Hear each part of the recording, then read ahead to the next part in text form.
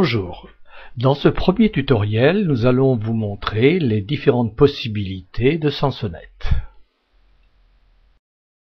Sansonnet est une application qui exploite les résultats du recensement de population des diverses communes des Côtes-d'Armor. Actuellement, cette exploitation a été conduite sur l'année 1906. Pour avoir accès à cette application dans le cadre général des outils de recherche généalogique du CG22, sélectionnez Recensement en haut à droite et puis sélectionnez l'année 1906. Le recensement de population de 1906 a été réalisé à partir de documents conservés par les archives des Côtes-d'Armor.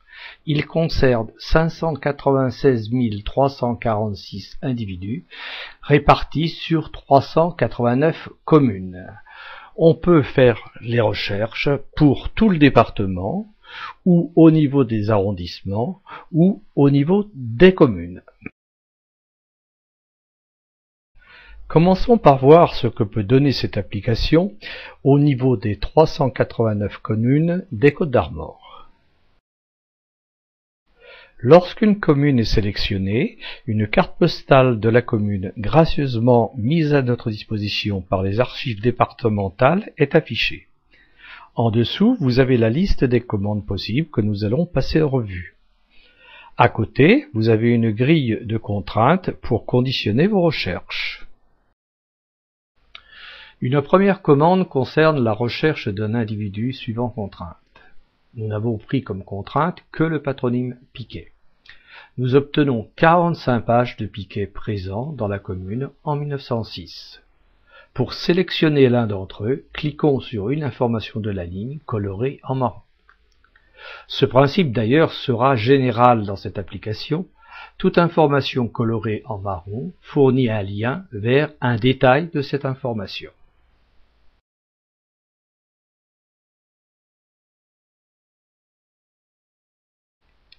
La sélection d'un individu nommé Piquet dans le tableau précédent nous donne la composition de tout son foyer, ici numéroté 329.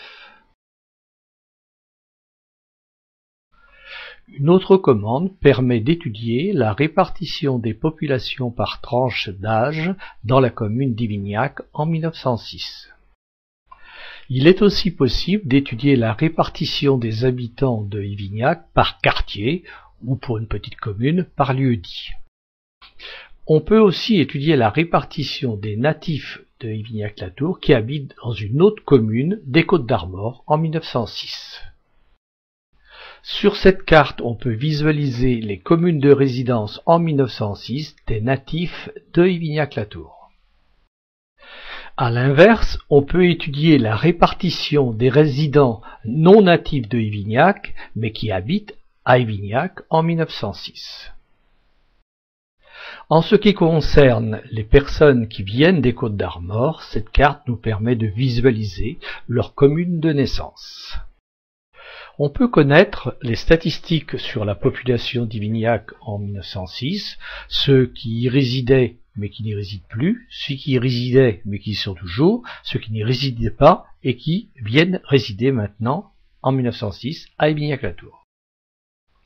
Ce tableau vous donne toutes les communes qui sont à proximité de la commune sélectionnée dans un rayon de 15 km. Cet autre tableau vous donne la liste des métiers qui sont pratiqués dans la commune d'Ivignac en 1906. Ces différents métiers sont ventilés suivant la nomenclature d'activité française, l'indice NAF. Autre liste, celle des patronymes qui sont présents dans la commune d'Ivignac en 1906. Voici la liste des prénoms masculins portés dans la commune en 1906. Et cette fois-ci, les prénoms féminins portés dans cette même commune. Voyons maintenant ce que l'application peut nous apporter au niveau de l'arrondissement. Prenons l'arrondissement de Dinan. Le tableau de commande est identique à celui que nous avons vu précédemment sur les communes. Nous avons ici la même recherche que précédemment dans le cadre de la commune, mais cette fois-ci au l'arrondissement de Dinan. Nous y voyons d'autres communes, Léon, Bron, Dinan, Ivignac et plein d'autres communes. Il y en a 81 pages.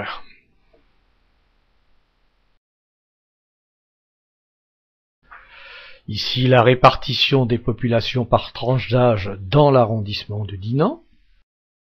Une particularité à cet environnement de l'arrondissement est la répartition des habitants de l'arrondissement de Dinan par canton et après par commune. Autre statistique, la répartition par commune de naissance des personnes habitant dans l'arrondissement de Dinan. Et ici, la répartition des personnes qui sont actuellement dans l'arrondissement de Dinan en 1906, mais qui sont nées hors du département. Dans ce tableau, la répartition par canton des habitants de l'arrondissement de Dinan qui sont nés hors du département. Voici une étude d'attractivité d'une commune. On compare la population résidente avec les natifs de cette commune qui résident ailleurs dans le département. Voici la liste des métiers pratiqués dans l'arrondissement de Dinan en 1906 et cette ventilation des métiers suivant la nomenclature d'activité française. La liste des patronymes trouvés dans l'arrondissement de Dinan. La répartition d'un patronyme particulier, ici Piquet, par commune, ces personnes venant de l'arrondissement de Dinan. La liste des prénoms masculins portés dans l'arrondissement de Dinan. Et bien sûr, la liste des prénoms féminins portés dans le même arrondissement.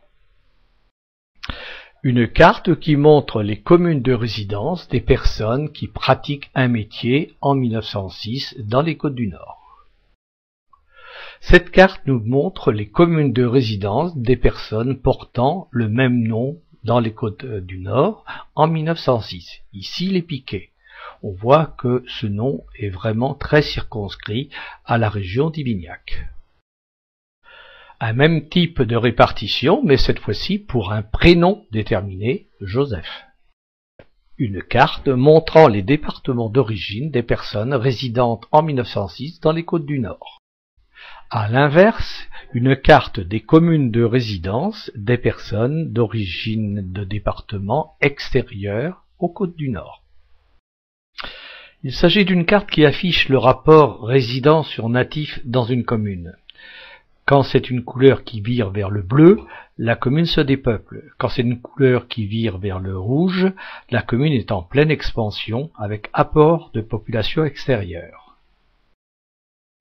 Tous les tableaux que nous avons vus dans le cadre de l'arrondissement ont été aussi établis au niveau de tout le département. Bonne recherche avec Sansonnet.